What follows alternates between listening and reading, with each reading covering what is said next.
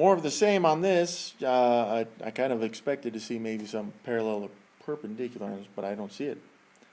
So they gave us a point and a slope, so we need point slope form. And yeah, there's our slope up there is negative 5/11, so put that in.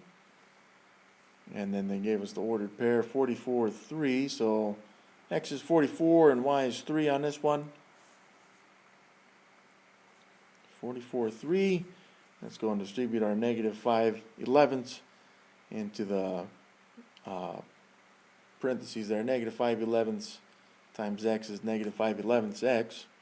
Negative 5/11 times negative 44.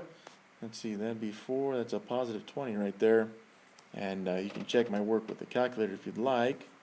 But now we got y equals negative 5/11 x plus 20 plus 3. And yeah, again, we see the slope right there is negative 5/11. And we'll combine the two constants. 20 plus 3 is positive 23. So there's our slope, negative 5/11. And we've discovered the y-intercept from point slope form as 0.23.